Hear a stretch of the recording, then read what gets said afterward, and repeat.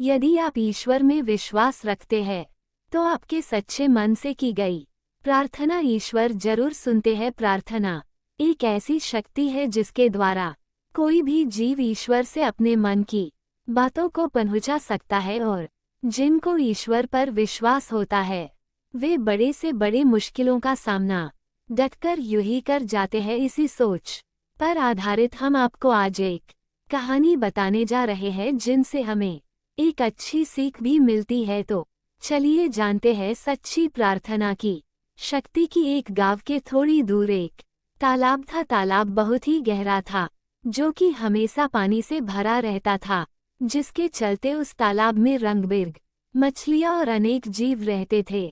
मछलियां देखने में बहुत सुंदर लगती थी, जिसके चलते गांव वाले उन मछलियों को कभी नहीं मारते थे और गांव के लोग उन मछलियों को आटे की गोलियां भी खिलाते थे, जिस कारण से उस तालाब की मछलियां, मेढक जैसे जीव बड़ी शांति से अपना जीवन व्यतीत कर रहे थे। एक बार की बात है, भयंकर सूखे के कारण बारिश नहीं हुई, जिसके कारण तालाब का पानी तेजी से सूखने लगा था, जिस कारण से उस तालाब के आसपास रहने वाले जंतु वहां से दूर जाने लगे थे, जिसके कारण मछलियां अब चिंतित होने लगी थी। दिन प्रतिदिन पानी तेजी से सूखता ही जा रहा था और कड़ी धूप के कारण बचा पानी भी गर्म होने लगा था, जिस कारण से उस तालाब के मेढक और मछलियां बहुत ही व्याकुल हो गए। सूखे के कारण अब तालाब के आसपास एकदम वीरान सा हो गया।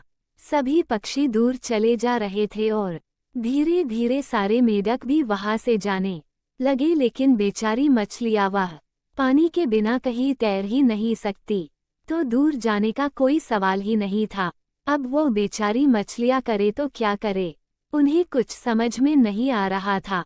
लेकिन तालाब में एक ऐसा मेढक भी था जो वह कहीं नहीं गया, जिसे देखकर मछलियों ने कहा, अरे भाई, आप तो यहाँ से जा सकते हैं और अपनी जान भी ऐसे बचा सकते हैं। इस पर मेढक ने कहा, मुझे ये अपनी जन्मभूमि बहुत ही प्यारी है, इसे छोड़कर मैं कहीं नहीं जा सकता हूँ।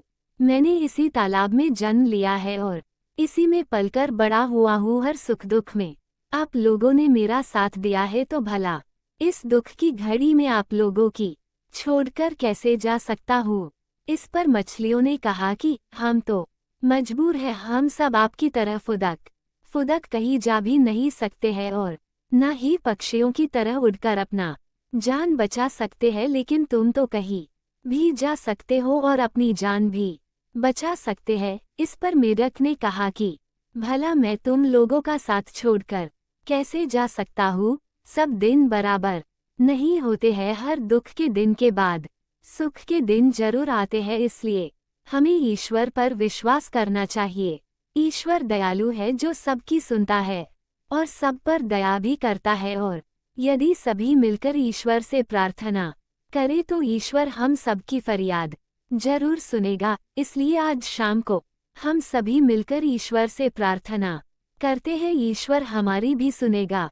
और मेढक के कहे अनुसार सभी मछलियां शाम को ईश्वर की प्रार्थना करते हैं और सबके मन में यह अटूट विश्वास था कि ईश्वर उनकी जरूर सुनेगा। और यह सब घटना उसी गांव के लड़के ने देखा तो वह सारी बात अपने गांव वालों को बताया कि कैसे इस धरती के छोटे से छोटे जीव भी ईश्वर में अटूट विश्वास रखते हैं और हर जीव को अपने मातृभूमि से प्यार होता है, जबकि हम सभी अपने छोटे से छोटे स्वार्थ के लिए एक दूसरे से लड़ते रहते हैं।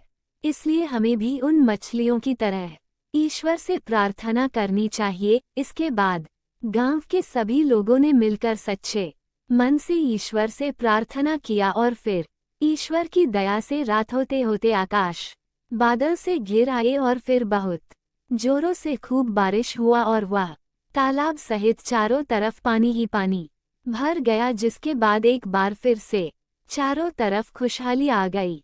कहानी से शिक्षा, जैसा कि कहा भी गया है, जननी जन्मभूमिश्च स्वर्गादपि गरीयसी, अर्थात जननी यानी माता और जन्मभूमि का स्थान स्वर्ग से महान और श्रेष्ठ होता है, यानी मातृभूमि से बढ़कर कोई कहीं और स्वर्ग नहीं है। इसलिए हमें अपनी मातृभूमि की रक्षा के लिए जान देनी पड़े तो कभी भी पीछे नहीं हटना चाहिए। और सुख और दुख के दिन हर किसी के जीवन में आते हैं, लेकिन कभी भी दुखों से घबराकर हमें अपना धैर्य नहीं खोना चाहिए और ईश्वर में अटूट विश्वास रखते हुए सभी परिस्थितियों का डटकर मुकाबला करना चाहिए। और जो लोग दुख में अपना धीरज नहीं खोते हैं, वही लोग दुखों का सामना भी कर पाते हैं।